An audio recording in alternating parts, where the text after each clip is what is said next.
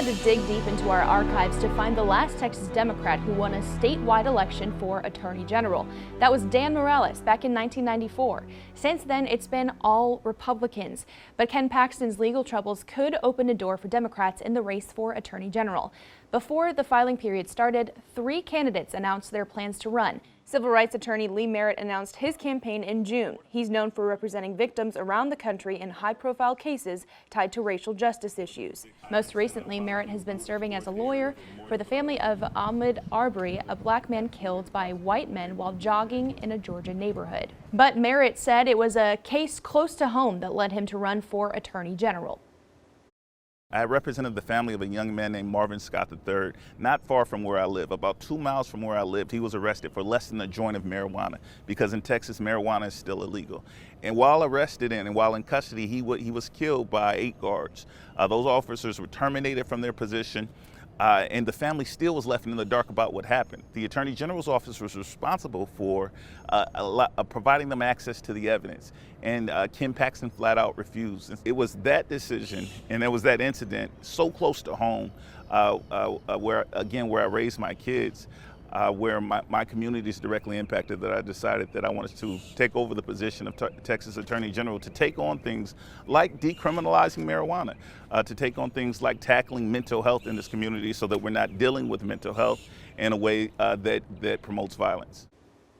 If elected, Merritt would be the state's first black attorney general. Another Democrat is also aiming to make history. Rochelle Garza would be the first woman and Latina to hold the office. We spoke with Garza about why she's getting in the race and her priorities if she wins. Most of my career has been fighting for everyday folks that just want a fair shake and just a fair shot. One of my bigger cases had to do with a young woman who was denied access to abortion care when she was in an immigration detention center in South Texas. You know, Ken Paxton tried to involve himself in that case. We fought him back.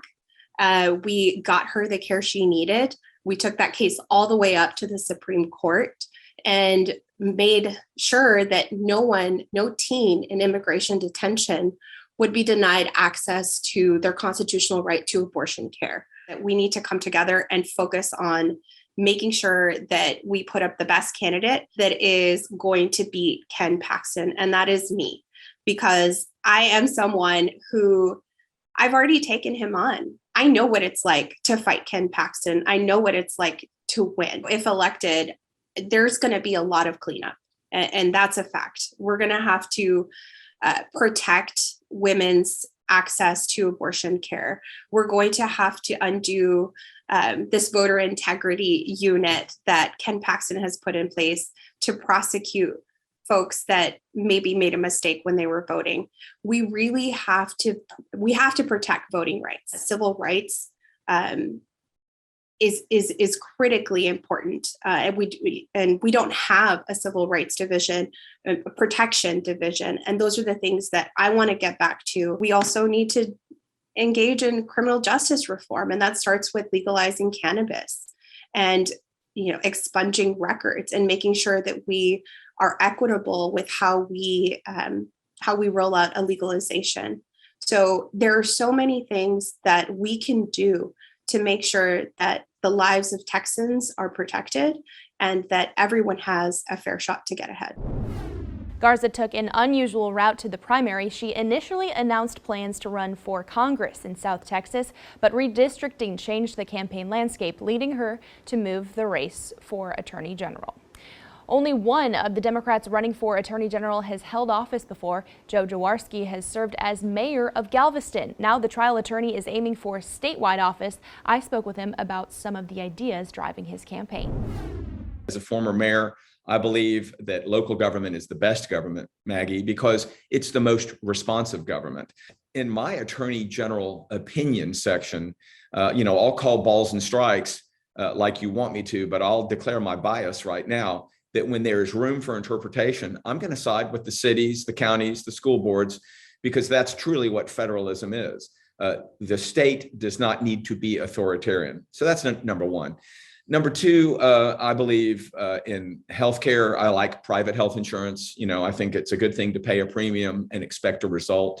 What I don't like is how the private health insurers are getting in the way of a reasonable doctor-patient relationship. So prior authorization abuse is a concern I have. In other words, a doctor who's gone to medical school and internship and residency and 20 years of practice wants to do a scan because the doctor thinks that's what the patient needs.